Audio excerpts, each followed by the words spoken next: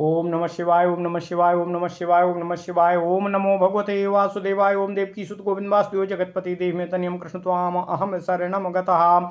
अथ श्रीमद् वाल्मीकि रामायण प्रथम खंड द्वितीय सोपान अयोध्या कांड दशाधिक शततमः सर्गः। वशिष्ठ जी का सृष्टि परंपरा के साथ इक्ष्वाकु कुल की परंपरा बताकर ज्येष्ठ के ही राज्याभिषेक का औचित्य सिद्ध करना और श्री राम से राज्य ग्रहण करने के लिए कहना। ओम नमः शिवाय, ओम नमः शिवाय, ओम नमः शिवाय। ओम नमो भगवते वासुदेवाय। ओम देवकी सुत गोविंद वासुदेव जगतपते देह में तनियम कृष्ण त्वाम अहम शरणम गतः।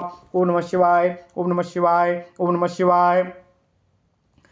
क्रुद्धमाज्ञाय रामं तु वसिष्ठः प्रत्युवाचः जावालेरपि जानीते लोकस्यास्य गतागतिम् निवर्तयितु कामस्तु त्वामेतद्वाक्यं ब्रवीत इमां लोको समुत्पत्तिं लोकनाथो निबोध मे सर्वं सलिलमेवासीत् पृथिवी तत्र निर्मिता ततः समं भवद् ब्रह्मा स्वयंभूर्दैवतैः सह सा वराहस्ततो भूत्वा प्रोज्याहार वसुन्धराम अस्रजच्च जगत् सर्वं सह पुत्रः कृतात्मभिः।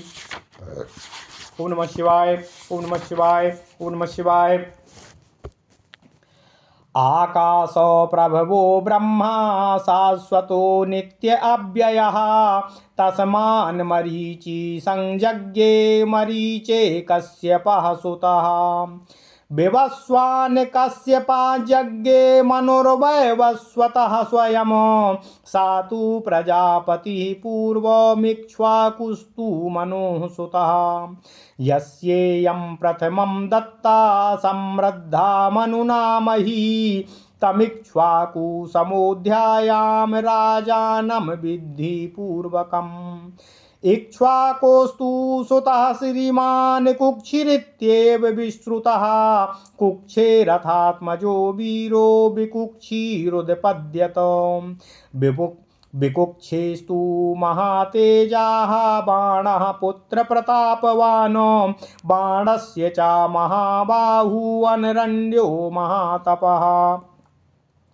नानावृष्टिर्बभूवास्मिन् नादुर्भिक्षः सतां वरे अनरण्ये महाराजे तस्करो वापि कश्चन अनरण्यान् महाराजो पृथुराजा बभूवः तस्मात् पृथुर्महातेजास्त्रिशङ्कुरुदपद्यत सा सत्यवचनाद् वीरः सा शरीरो दिवं गतः त्रिशङ्कोरभवत् सूनुर्धुन्धुमारो महायशाः धुन्धुमारान् महातेजा युवनाश्वो व्यजायत युवनाश्वो सुतः श्रीमान् मान्धाता समपद्यत मान्धातुस्तु महातेजाः सुसन्धिरुदपद्यत सुसन्धेरपि पुत्रौ द्वौ ध्रुवसन्धिः प्रसेनजितो यशस्वी ध्रुवसन्धेस्तु भरतो रिपुसूदनः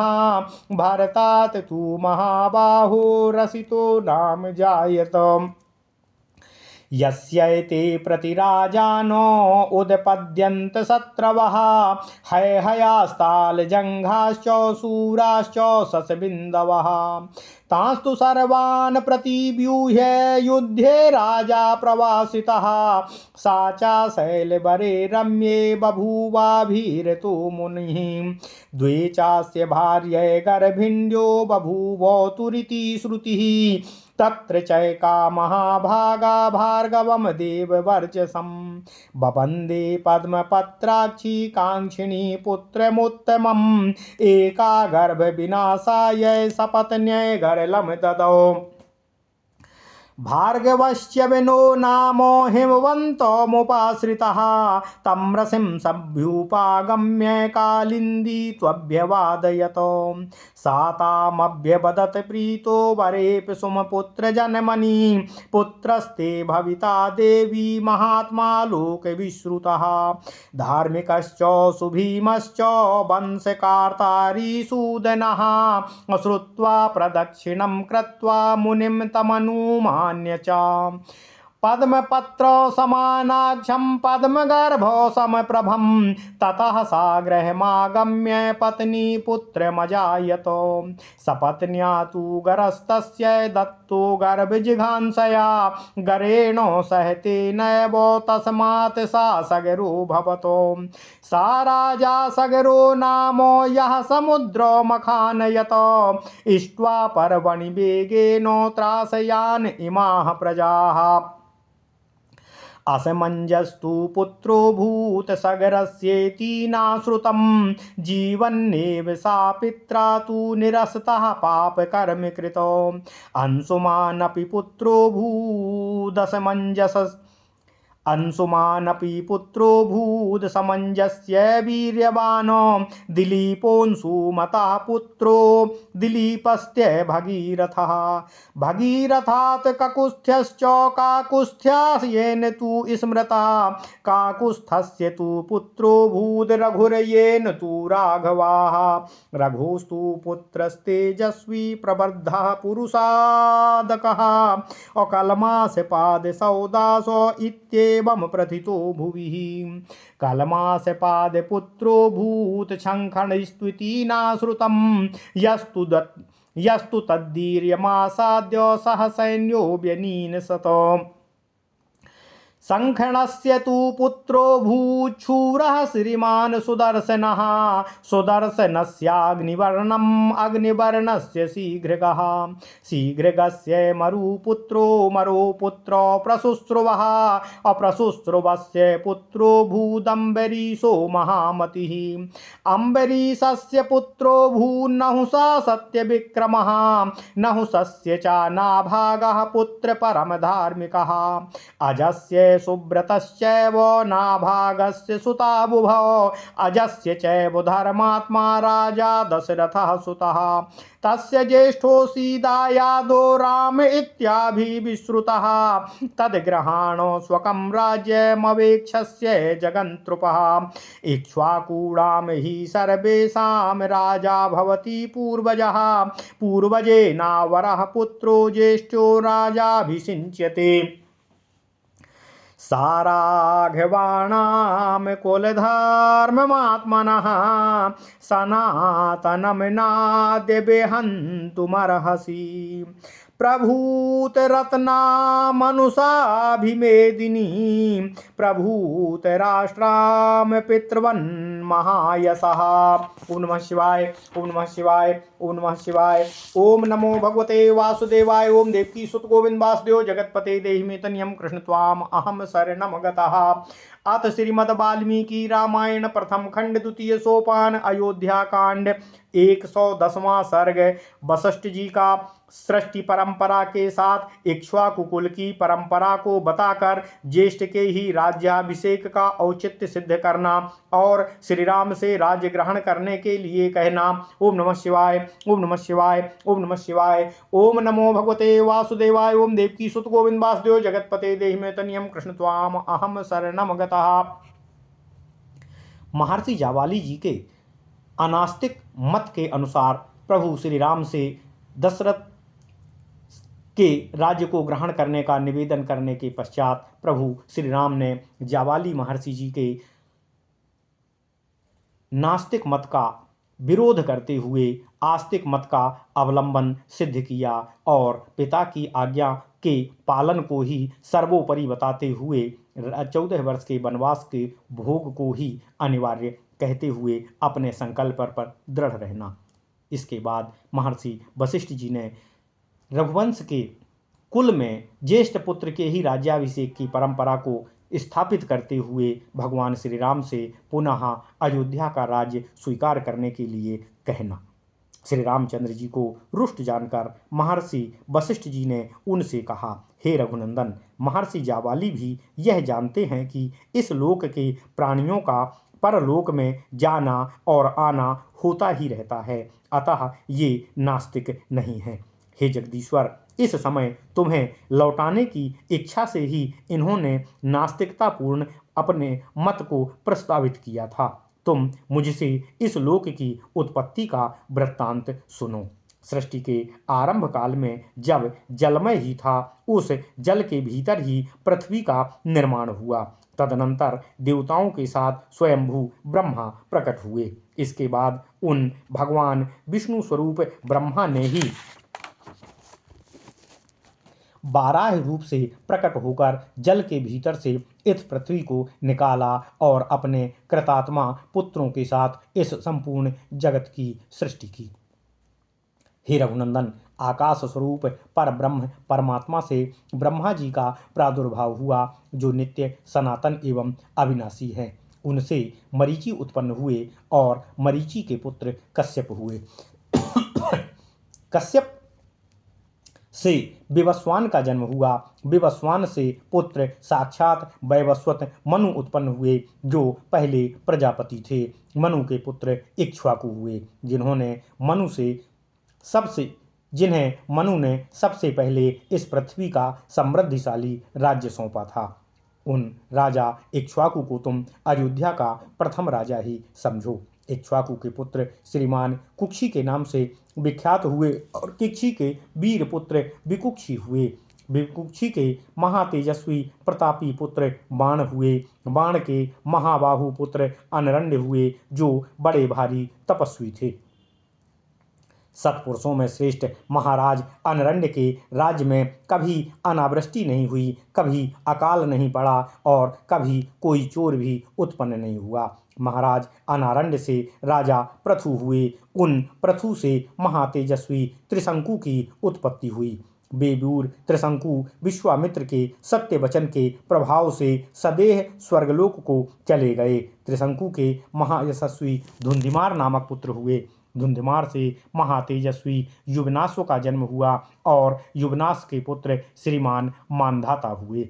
मानधाता के महान तेजस्वी पुत्र सुसंधि हुए। सुसंधि के दो पुत्र हुए, ध्रुव संधि और प्रसेनजित। ध्रुव संधि के यशस्वी पुत्र शत्रुसूदन भरत थे। महाबाहु भरत से असित नामक पुत्र उत्पन्न हुए, जिसके शत्रुभूत प्रतिपक्षी राजा ये है तालजंग और सूर ससबिंदु उत्पन्न हुए थे। उन सब का सामना करने के लिए सेना का व्यूह बनाकर युद्ध के लिए डटे रहने पर भी शत्रुओं की संख्या अधिक होने के कारण राजा असित को हराकर परदेश की शरण लेनी पड़ी। वे रमणीय शैल शिखर पर प्रसन्नतापूर्वक रहकर मुनिभाव से परमात्मा का सदा चिंतन करने लगे। सुना जाता है कि असित की दो पत्नियां गर्भवती थीं। उनमें से एक महाभागा कमललोचना राजपत्नी ने उत्तम पुत्र पाने की अभिलाषा रखकर देवतुल्य तेजस्वी भृगुवंशी च्यवन मुनि के चरणों की वंदना की और दूसरी रानी ने अपनी सौत के गर्भ का विनाश करने के लिए उसे जहर दे दिया। उन दिनों भृगुवंशी च्यवन मुनि हिमालय पर रहते थे। राजा असित की कालिंदी नाम वाली पत्नी ने ऋषि के चरणों में पहुंचकर उन्होंने प्रणाम किया। मुनि ने प्रसन्न होकर पुत्र की उत्पत्ति के लिए वरदान चाहने वाली रानी से इस प्रकार कहा, हे देवी, तुम्हें एक महान यशस्वी लोक विख्यात पुत्र प्राप्त होगा, जो धर्मात्मा शत्रुओं के लिए अत्यंत भयंकर होगा, अपने वंश को चलाने वाला और शत्रुओं का संहार करने वाला होगा। यह सुनकर रानी ने मुनि की परिक्रमा की और उनसे विदा लेकर वहां से अपने घर आने पर उस रानी ने एक पुत्र को जन्म दिया, जिसकी कांति कमल के भीतरी भाग के समान सुंदर और मनोहारी थी और नेत्र भी कमल दल के समान मनोहर थे। सौत ने उसके गर्भ को नष्ट करने के लिए गर अर्थात जहर दिया था। उस गर के साथ ही वह बालक प्रकट हुआ, इसलिए उसे सगर नाम दिया गया। राजा सगर वे ही हैं जिन्होंने पर्व के दिन यज्ञ की दीक्षा ग्रहण करके खुदाई के वेग से इन समस्त प्रजाओं को भयभीत करते हुए अपने पुत्रों द्वारा समुद्र को खुदवाया था। हमारे सुनने में आया है कि सगर के पुत्र असमंज हुए, जिन्हें पाप कर्म में प्रवृत्त होने के कारण पिताजी ने जीते जी ही राज्य से निर्वासित कर दिया था। असमंज के पुत्र अंशुमान हुए, जो बड़े पराक्रमी थे। अंशुमान के दिलीप और दिलीप के पुत्र भगीरथ हुए। भगीरथ से काकुस्थ का जन्म हुआ, जिसने उनके वंश वाले काकुस्थ कहलाते हैं। काकुस्थ के पुत्र रघु हुए, जिससे उसके वंश के लोग राघव कहलाए। रघु के तेजस्वी पुत्र कलमासपाद हुए, जो बड़े होने पर शापवश कुछ वर्षों के लिए नरभक्षी राक्षस हो गए थे। वे इस पृथ्वी पर सौदास नाम से विख्यात हुए। कलमासपाद के पुत्र संखण हुए, यह हमारे सुनने में आया है, जो युद्ध में सुप्रसिद्ध पराक्रम प्राप्त करके भी सेना सहित नष्ट हो गए थे। संखण के सूरवीर पुत्र श्रीमान सुदर्शन हुए। सुदर्शन के पुत्र अग्निवर्ण और अग्निवर्ण के पुत्र शीघ्रग हुए। शीघ्रग के पुत्र मरु, मरु के पुत्र प्रश्रुश्रुव तथा प्रश्रुश्रुव के महाबुद्धिमान अम्बरीश नामक पुत्र उत्पन्न हुए। अम्बरीश के पुत्र संत पराक्रमी नहुस हुए। नहुस के पुत्र नाभाग हुए, जो बड़े ही धर्मात्मा थे। नाभाग के दो पुत्र हुए, अज और सुब्रत। अज के धर्मात्मा पुत्र राजा दशरथ थे। दशरथ के ज्येष्ठ पुत्र हे राघव आप हो, जिसकी श्री राम के नाम से इस जगत में प्रसिद्धि है। वशिष्ठ जी कहते हैं, हे नरश्रेष्ठ, यह अयोध्या का राज तुम्हारा है, क्योंकि यह पुरानी परंपरा के अनुसार ही राजा के ज्येष्ठ पुत्र को प्राप्त होता चला आया है। इसलिए हे राम, इसे ग्रहण करो और इसकी देखभाल करते रहो। समस्त इक्ष्वाकु वंशियों ने यहाँ अपने ज्येष्ठ पुत्र को ही राजा बनाया है। यही परंपरा प्रारंभ से ही चली आ रही है। ज्येष्ठ के होते हुए छोटा पुत्र राजा नहीं होता है। ज्येष्ठ पुत्र ही राजा के पद पर सदा से अभिषिक्त होता चला आया है। हे महायशस्वी श्री राम, रघुवंशियों का जो अपना सनातन कुल धर्म है, उसको आज तुम नष्ट मत करो। बहुत से अवान्तर देशों वाली तथा प्रचुर रत्न राशि से संपन्न इस वसुधा का पिता की भांति पालन कर अपनी प्रजा को कृतार्थ करो। ओम नमः शिवाय। इत्यर्थे श्रीमद् रामायणे वाल्मीकिये आदि काव्ये अयोध्या कांडे 10+शततमः सर्गः। इस प्रकार श्री वाल्मीकि निर्मित आर्ष रामायण आदि काव्य के अयोध्या कांड में 110वां सर्ग पूर्ण हुआ। ओम नमः शिवाय, ओम नमः शिवाय, ओम नमः शिवाय। ओम नमो भगवते वासुदेवाय। ओम देवकी सुत गोविंद वासुदेव जगतपते देहिमेतनियं कृष्ण त्वाम अहम शरणम गतः।